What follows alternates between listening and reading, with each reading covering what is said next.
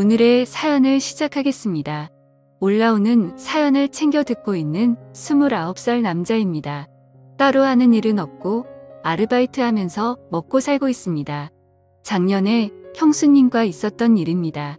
저는 제 주변 동기들이나 친구들보다 조금 더 빠르게 대학을 졸업하게 되었습니다.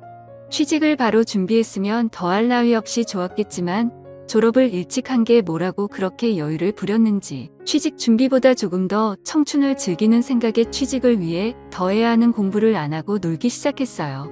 토끼와 거북이의 일화가 생각이 나네요. 지금은 뭐하러 그렇게 헛된 시간을 보냈는지 후회가 되지만 이미 후회를 시작했을 때는 때가 늦은 상황이었어요. 시간은 야속하게도 빠르게 지나가기만 했습니다. 결국 저는 별다른 수학도 없이 본과로 돌아가야만 했습니다. 저희 집이 큰 집은 아닌데 대신에 다른 의미로 큰 집이었습니다. 말 그대로 집이 제일 컸거든요. 덕분에 친척들이 전부 모이기 쉽다는 이유 하나만으로 제사를 저희 집에서 지내고 명절이나 무슨 날마다 저희 집에 모였습니다. 세뱃돈을 받기 위해 내려간 본가에서 처음으로 가족이 아닌 사람이 한 명 섞여 있었어요. 사촌형이 있었는데 결혼을 할 것 같다고 가족들에게 인사를 시키려 예비 형수님을 데리고 왔던 거예요. 저는 형수님을 처음 보자마자 속으로 와하고 탄성을 내질렀습니다. 요즘 잘 나가서 예능에도 많이 나오는 연예인, 누구를 완전히 그대로 빼다 박은 외모를 가지고 있었기 때문이에요. 그리고 신기했던 게 친척형이 옛날부터 공부를 잘해서 어머니도 저한테 친척형 하는 거 반만 따라해보라는 잔소리까지 들을 정도로 공부벌레였는데, 그래서 당연히 똑같이 고리타분하고 지루한 공부벌레 같은 여자를 만날 줄 알았는데 또 어디서 이렇게 예쁜 여자를 데리고 왔나 싶더라고요. 얼굴도 잘 보인다고 형수님이 나름 차려입고 왔는데 제사를 지내는 집이라고는 설명을 듣지 못한 건지 치마를 입고 와서 제사 지낼 때 자꾸 눈길이 그쪽으로 가서 아주 혼이 났습니다. 식사할 때도 교자상을 여러 개 붙여놓고 펴서 먹었는데 일부러 형수님 옆에 앉았는데 정말 어쩔 줄을 몰라 하더라고요. 친척형도 자기 와이프 될 사람이 저렇게 불편해하고 있는데 눈치도 전혀 없다 싶어서 제가 방에 가서 담요를 하나 가져다 줬습니다.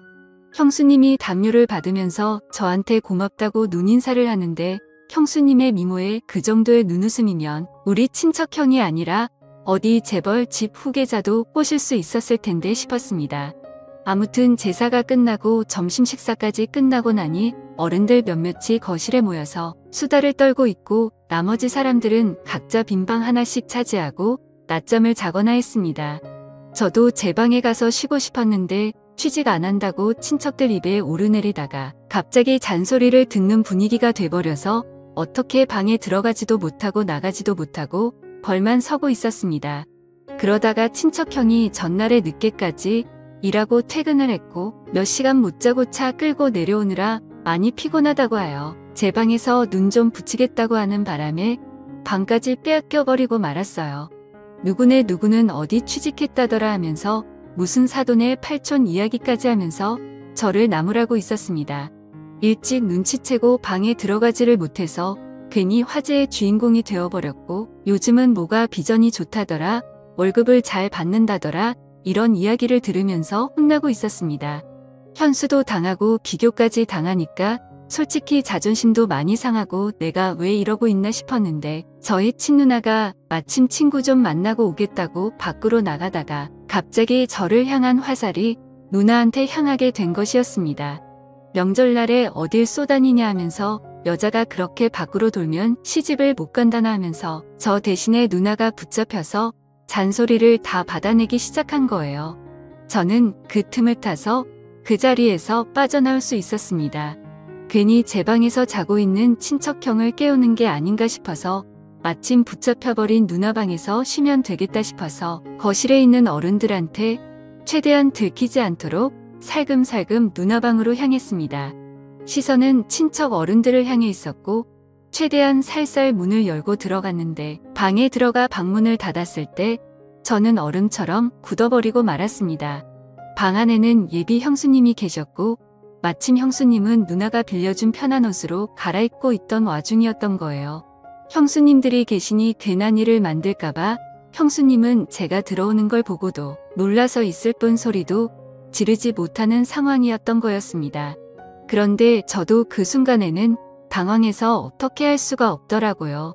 밖으로 나가면 나가는 대로 다시 친척들한테 잡힐 것 같고 그랬다가 친척 어른들 앞에 형수님의 이런 꼴을 다 보여주겠다는 생각이 들었어요. 그래서 작은 소리로 연신 사과를 한 뒤에 고개를 반대쪽으로 돌려버렸습니다. 하지만 고개를 돌리고 눈을 꽉 감고 있었음에도 불구하고 이미 뇌리에 각인된 모습이 감은 두 눈 속으로 선명하게 보이더군요. 거기에 눈을 감고 들려오는 스르르 꺼리는 소리가 오히려 그 장면을 상상하게 만들어버렸습니다. 이제 괜찮다고 하는 형수님의 말에 다시 눈을 뜨고 고개를 돌렸습니다. 매일 누나가 입는 편한 티셔츠에 반바지로 갈아입었는데 옷이 날개라고 하는 말은 다 거짓말 같은 게 같은 옷인데도 형수님이 입고 있으니까 아예 다른 옷처럼 보이더라고요. 하얀색 티셔츠가 얇아서 살짝 민망했는데 오히려 그것마저도 잡지 화보에 나올 법하게 스타일 있어 보였습니다. 형수님이 얼마나 아름다웠는지는 둘째치더라도 제가 다시 밖으로 나가는 것도 애매한 게 현관문이 닫히는 소리가 난 걸 보니 누나도 어떻게 친척들 소나기에서 탈출해서 당초의 목적대로 집 밖에 나간 것 같았습니다. 그러니 제가 나가면 다시 친척들에게 잡혀 잔소리를 들어야 했죠. 물론 형수님과 단둘이 좁아터진 누나방에서 있는 것도 충분히 어려운 일이었습니다. 그런데 형수님이 저보고 괜찮다고 방 안에서 소리가 다 들려서 알고 있다고 하면서 자기는 신경 쓰지 말고 방에서 있으라고 하는 겁니다. 형수님한테 친척형은 제 방에서 자고 있는데 왜 누나 방에 계시냐고 물어봤어요. 형수님은 아직 결혼한 것도 아니고 결혼할 사이라고 소개를 해주러 온 건데 어른들 다 계신데 아무리 그래도 한 방을 쓰는 건 아닌 것 같아서 그랬다고 합니다. 친척형이 제가 이 방에 있는 걸 알면 화내지 않겠냐고 물어보니 그건 걱정하지 말라고 하더라고요. 일어나면 연락을 준다고 했다고 그때 나오면 된다고 미리 말을 맞춰놔서 괜찮다고 했습니다. 형수님도 가만 보니 먼 길 오느라 많이 피곤해 보였고 편한 옷으로 갈아입은 게 낮잠을 좀 자려고 했던 것 같아서 누나의 침대를 양보했습니다. 저는 바닥에 누워도 된다고 하고 바닥으로 먼저 누워버렸어요. 핸드폰으로 뭐 드라마나 영화 같은 걸 보려고 했는데 도무지 집중이 안 되더라고요. 형수님은 피곤했는지 금방 잠이 들었고 새근새근 숨 쉬는 소리가 들리니 그 소리가 너무 신경이 쓰였나 봐요. 예쁜 사람은 잘 때 어떤 모습으로 자는지 궁금해서 살짝 고개를 들어서 형수님을 쳐다봤는데 저를 의식한 건지 제가 있는 방향으로 등을 돌린 채 자고 있었습니다. 그런데 오히려 등을 돌린 채 자고 있으니 뒷모습이 보여서 오히려 터제문과 마음이 둘 다 부풀기 시작했어요. 잡생각이 너무 많이 나서 고개를 돌려버렸습니다. 그러지 않으면 큰 실수를 해버릴 것만 같았어요. 그런데 불편한 건 저만이 아니라 형수님도 불편하긴 매한가지였나 봅니다. 제가 바로 옆에 있어서 그런가 형수님도 잠에 들지 못하고 있는 상황이었었나 봐요. 이번엔 제가 형수님이 있는 반대쪽으로 등을 돌리고 누워있어서 형수님이 일어나 있는지 몰랐는데 형수님이 언젠가부터 제 쪽으로 방향을 틀어서 제가 뭘 하고 있는지 봤는가 봐요. 저는 핸드폰을 만지작대면서 영화 하나를 보려고 준비를 하고 있었는데 형수님이 제가 보는 영화를 보고는 그 영화 자기가 좋아하는 영화라면서 아는 척을 하면서 먼저 말을 걸어왔습니다. 피곤하신데 안 주무시냐 물었더니 괜히 저를 배려해준다고 저 때문에 못 자겠다고는 말을 하지 않았고 그냥 서울로 다시 올라가는 길에 차 안에서 자면 될 것 같다고 하면서 아무리 그래도 어른들이 다 계시고 그런데 편하게 잠들 수 없을 것 같다고 말을 하더라고요. 그 말에도 제가 불편할까봐 헤아려 주는 걸 보니 형수님은 참 얼굴도 어쩜 그리 예쁜데 마음씨까지 고운지 여태껏 자라오면서 성적도 항상 좋고 좋은 대학 졸업해서 좋은 회사에 취직한 친척형이었지만 한 번도 부러워해 본 적이 없는데 형수님 같은 여자와 결혼을 하게 된다는 걸 생각하니 처음으로 질투가 다 나더라고요. 아무튼 형수님이 잠을 못 이루고 있는 것 같으니 형수님한테 그러면 영화나 같이 보시겠냐고 물어봤습니다. 누나 방에 컴퓨터가 한 대 있는데 핸드폰을 거기에 연결하면 그나마 조금 큰 화면으로 같이 볼 수 있겠다 싶었거든요. 형수님도 흔쾌히 그러겠다고 했고요. 그렇게 주섬주섬 영화를 보기 위해 세팅을 하고 있는데 앞불사 가장 중요한 게 없더군요. 핸드폰과 모니터를 연결시켜주는 케이블이 제 방에 있다는 걸 깜빡해버린 거예요. 자신있게 영화를 보자고 했는데 가장 중요한 게 없어서 난감해져 버렸습니다. 형수님한테 죄송하다고 케이블이 없어서 영화를 같이 못 보겠다고 말을 하는데 형수님이 케이블 이거 말하는 거냐고 하면서 형수님의 가방에서 제가 필요한 케이블을 딱 꺼내더군요. 구멍에 맞는가 꽂아봤더니 딱 제가 찾는 그 케이블이었습니다. 이런 걸 왜 가지고 다니시냐 물었더니 오늘 내려오는 길에 차 안에서 자기도 영화 한 편 보고 싶어서 가지고 왔다고 하는 거예요. 어떻게 우연히 겹쳐서 다행스럽게 제 핸드폰을 연결해서 형수님과 영화 한 편을 보기 시작했습니다. 형수님은 침대에 누워서 보고 있었고 저는 바닥에 누워서 보고 있었어요. 영화를 보는데 바닥에 누워서 책상 위에 있는 화면을 보려고 하니 몸이 많이 베기더라고요. 그래서 이리 돌아 누웠다 저리 돌아 누웠다 하며 편한 자세를 찾고 있는데 형수님이 그걸 보더니 미안했나 봅니다. 괜찮으니까 옆에 와서 침대에 누워서 보라고 하시더라고요. 그래도 제가 어찌 형수님 옆에 누워 있겠느냐 하니까 형수님이 그러면 자기가 바닥에 누워서 볼 테니 저보고 침대에 올라오라는 겁니다. 그런데 또 그건 그거대로 못할 짓이더라고요. 그래서 하는 수 없이 형수님 옆에 자리를 깔고 누웠습니다. 누나 혼자 쓰는 방이다 보니 침대가 그렇게 큰 편이 아니라서 최대한 멀리 떨어져서 누우려고 했는데도 엄청 가깝게 느껴졌어요. 형수님이 뒤척일 때마다 형수님의 오른쪽 팔과 제 왼쪽 팔이 닿았는데 참 그렇더군요.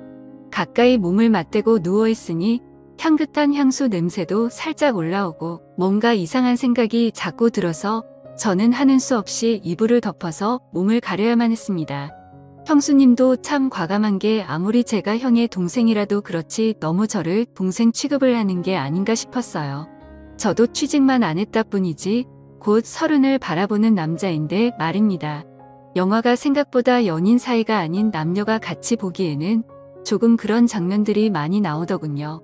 소리를 작게 해놔서 망정이지 밖에까지 들렸으면 오히려 제가 형수님이랑 뭐라도 하는 줄 오해받기 딱 좋은 장면이 나오는 겁니다. 아무리 형수님이 대범해도 그렇지 그 장면이 나올 때만큼은 고개를 돌리고 있더라고요. 장면은 끝날 생각은 안 하고 소리는 더욱더 대담해지는 것 같아서 제가 냉큼 일어나 영화를 꺼버렸습니다. 그리고 저도 모르게 형수님한테 아까부터 계속 미안하다고 사과를 했어요. 형수님도 영화가 꺼지고 나니 괜찮아졌는지 아니라고 방을 뺏어간 오빠가 잘못한 거지 제가 잘못한 거 아무것도 없다고 하고 살짝 웃는데 가지런하고 새하얀 이빨이 보이는데 정말 안 이쁜 곳이 하나도 없는 사람이었습니다. 이쯤 되니까 형으로부터 형수님에게 연락이 왔습니다. 자기 이제 일어났으니 형수님도 준비하고 나오라고요. 다행스럽게도 친척형이 방 안으로 형수님을 데리러 오지 않는 바람에 단둘이 방 안에 같이 있던 건 들키지 않았습니다. 다만 형수님이 방에서 먼저 나가야 하는 상황에서 빌려 입었던 누나 옷에서 형수님이 원래 입고 있던 옷으로 갈아입어야 하는 상황이 발생한 거예요.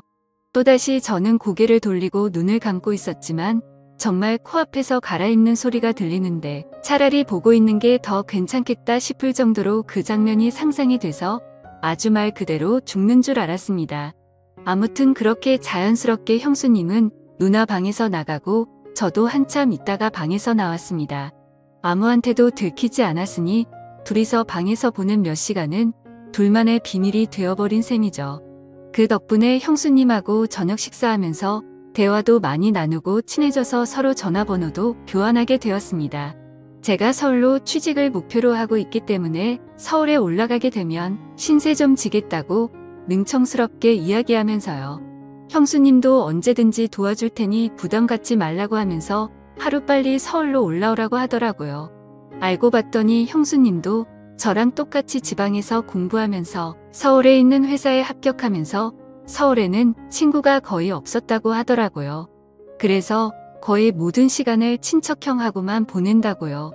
매일 둘이서만 놀고 있으니 재미도 없고 친척형이 워낙 공부벌레라서 너무 못 놀 때도 있으니 이것저것 가르쳐주라고 하면서 말이죠.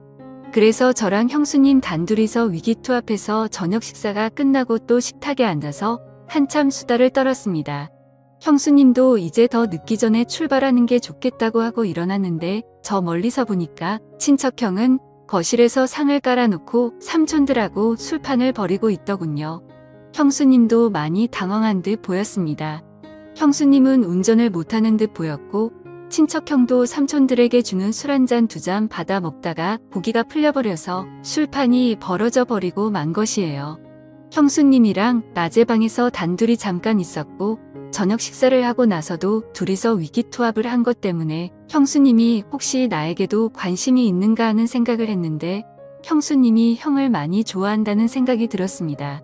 그 와중에도 술 먹고 있는 형한테 화를 내는 게 아니라 천천히 마시라고 말하면서 자연스럽게 그 자리에 합석을 해서 삼촌들이 주는 술을 넙죽넙죽 받아 마시기 시작했어요. 삼촌들이 특히 짓궂은 게 보통이 아닌데도 그 농담을 다 받아치면서 분위기를 빛내주더라고요. 참 부럽다는 생각이 들었고 저도 나중에 결혼을 한다면 저런 여자랑 해야겠다고 결심까지 했습니다. 그런데 한참 그 장면을 보고 있는데 역시 짓궂은 삼촌들이 형수님을 가만둘 리 없었죠. 일부러 어떻게 술에 뻗게 만들려고 술을 쉴 새 없이 연거푸 계속 따라주는 겁니다. 친척형은 많이 마신 것 같아 보이지는 않았는데 벌써 옆에서 뻗어버려 있었고 형수님 혼자서 삼촌들을 상대해야만 했습니다. 그래서 제가 형수님을 도와주려고 옆으로 가서 형수님한테 집중되는 술을 같이 비우기 시작했어요. 정말 대단했던 건 우리 삼촌들이 주량 하나만큼은 누구한테 져본 적이 없을 정도인데 삼촌들이 술에 취해서 거실에 뻗어버릴 때까지 형수님은 그 술을 다 버텨내고 있었던 거예요. 저는 나중에 합류를 했으니 그만큼 술이 덜 취한 상태였고요. 아무튼 삼촌들은 그렇게 그냥 거실에서 재우고 형님하고 형수님을 제 방으로 옮겨서 재우고 저는 그날 외박을 하기로 한 누나방에서 잠에 들었습니다. 술 기운에 피곤한 몸을 이끌고 누나방 침대에 누워서 눈을 좀 붙였어요. 그래도 낮 동안 형수님이 누워있다고 침대에서 형수님의 향수 냄새가 살짝 배어있는 듯 했습니다. 그렇게 술 기운에 잠이 들었는데 인기척이 느껴져서 잠에서 깨고 말았습니다. 뭔가 싶어서 숨을 죽이고 있었는데 몇 개 느껴졌던 형수님의 향수 냄새가 강하게 나는 겁니다. 고개를 돌리니 제 옆에 형수님이 누워 있었어요. 형수님도 술기운이 많이 올라 있는 듯 보였고 분위기를 보아하니 화장실을 다녀왔다가 방을 착각해서 낮 동안 한참 있었던 누나방으로 돌아온 것 같았습니다. 나란히 누워 얼굴이 가까이 있으니 형수님이 코로 숨쉬는 코킹까지 생생하게 전해져 오더라고요. 형수님의 숨결에 술 냄새가 강하게 섞여 기분이 더욱더 이상해졌어요. 참 아름다운 사람이구나. 왜 친척형을 만나지? 이따금씩 아까부터 생각한 의문이 계속해서 들더라고요. 저랑은 나이차도 별로 나지 않으니 아무리 연상의 여인이라도 저를 먼저 만났으면 어떻게 됐을까 싶은 묘한 질투심도 가지고 있었던 상황이고 말입니다. 더 있으면 무슨 일이 생길 것 같아서 한참을 고민하다가 방에서 나와 삼촌들이 뻗어 있는 거실 한 구석에서 저도 잠에 들었습니다. 다음날 아침이 돼서 형수님은 전날 밤의 상황을 기억을 못하는 듯 했어요. 삼촌들은 새벽 6개 깨서 이미 다 돌아갔고 친척형과 형수님도 같이 돌아갈 채비를 하더군요. 이대로 보내면 언제 또 만나나 싶은 생각이 들었습니다. 친척형은 그렇다 쳐도 딱 하루 같이 있었을 뿐인데 형수님을 한동안 못 본다는 생각을 하니 너무 서운하고 아쉬웠어요. 그렇게 친척형 내를 보내고 저는 다시 누나방으로 들어왔습니다. 제 방도 있었지만 형수님이 벌써 보고 싶어져서 방 안에 남아있는 형수님의 잔향이라도 맡아보려 들어왔어요. 그런데 벼랑간 제 핸드폰이 울리더군요. 형수님이었습니다. 내용은 얼른 취직하라고 그리고 서울에서 보자는 말이었어요. 그리고 형수님이 덧붙인 말은 얼른 서울에 와서 어젯밤에 왜 그냥 나갔냐고 하는 겁니다. 취했다고 생각했던 형수님은 사실 제정신이었던 거고 저는 굴러 들어온 기회를 제 발로 차버리고 말았던 거예요. 아무튼 그 말이 계기가 되어서 저는 엄청나게 공부를 하게 되었고 원하는 대로 서울에 취직을 하게 되었습니다. 마침 회사도 형수님 내 신혼집과 가까워서 친척형이 출장을 간 날에는 형수님과 둘이서 서로의 마음을 확인하고 연인처럼 함께 시간을 보냈어요. 아직도 가족들에게는 비밀로 하고 형수님과는 종종 만나고 있습니다. 꼬리가 길면 밟힌다는 말이 있는데 들킬 땐 들키더라도 저는 이 관계를 쉽게 끊고 싶지는 않네요. 형수님도 딱 이 정도 사회까지만 원하는 것 같아서 그런 부분은 조금 많이 아쉽습니다. 형수님이 언제든 저를 선택할 결심이 서면 저는 그때는 제 모든 걸 걸어서라도 형수님을 행복하게 해주려고 하는 생각입니다. 지금까지 제 사연을 들어주셔서 감사드립니다. 구독과 좋아요 부탁드려요. 감사합니다.